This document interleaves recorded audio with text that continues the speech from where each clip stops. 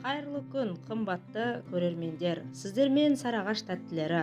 Біз сіздермен бүгінгі бағдарламада осындай әдемі, тіске басар, 5 минутта дайындалатын оп-оңай пицца дайындайтын боламыз.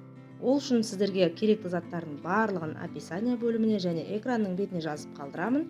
Және де осындай керемет, әдемі, дәмді пиццамызды жасай отырып, бүгінгі қиссамызды баяндай отырайық. Бүгінгі қиссамыздың тақырыбы Нұх пайғамбар қиссасы. Нұх пайғамбардың әуелгі аты Жаскер еді. Көп жылағандықтан Нұх атанып кетіпті. Оның қауымы жаманға дос, жақсыға қас боп шыға келетін кілең кер тартпа болды. Шалдарының аузының дуасы жоқ, малта езер мылжың. Ересектері ерек істесе етігімен жата кететін. Қатындары өсек айтудан аузы босамайтын. Кісіге жала жабу үйреншікті іс болды. Жастары шетінен қыңыр, қырсық, надандықтан құтылуға тырыспайтын. Бас қосса, жақсының жағасынан алдым деп мақтанатын. Жыл 12 ай өнбейтін дау қуатын. Қыздары күлегеш, ышқырлары бос еді. Боз балалары боқтық сөзбен сөз сөйлеп, иба әдеппен жордай болды. Екі үйдің бірінде мас қылатын ішімдік дайындалатын. Той-томалақ, сауық сайран төбелессіз тарқамайтын.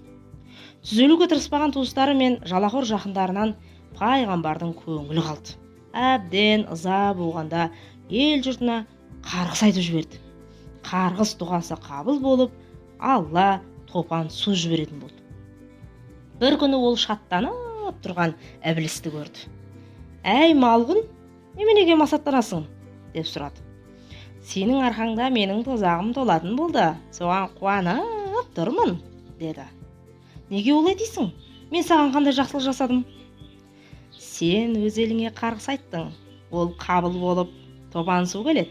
Апаттан қырылғандар менің тозағыма түседі». Мұны естіген Нұх өкініп, сабыр қылғанымда дұшпан дәл бұлай семірмес еді деп көп жылдар бойы бас көтермей жылады. Алладан халқы үшін кешірім сұрады. Алла тағала Нұхтың зарын естіп: «Ей, Нұх, енді маған залымдар хақында ештеңе деме. Олардың бәрі суға кетеді. Олар азғындап бітті. Үлкен бір кеме жаса. Тура жолды тапқысы келетін ниеті түзуге кеменің есігі ашық болсын» деп бұйырды. Жебірейіл періште жұмақтан шынар ағаштың дәнегін әкелді. Оны пайғамбар таудың басына екті. Шынар ағашы алып бәйтерекке айналғанда Нұх одан кеме жасауға кірісті. Деп бүгінгі қиссамызды аяқтаймыз. Анығын Алла біледі. Алдыңғы буыннан жеткен әңгіме осындай. Кейінгі ұрпақтарымыз бізге өсиетті әңгіме айтпады демесін деп, осындай кереметтей Құран қиссаларынан баяндап отырмыз. Ал достар, міне осымен біздің кереметтей тіске басарымыз, пиццамыз дайын болды. Көріп отқандарыңызда жасалу жолы өте оңай.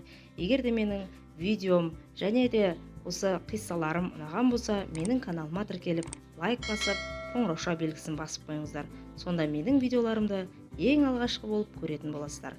Ал жақсы сау болыңыздар, дастархандарыңыз дәмге, өмірлеріңіз мәнге толсын.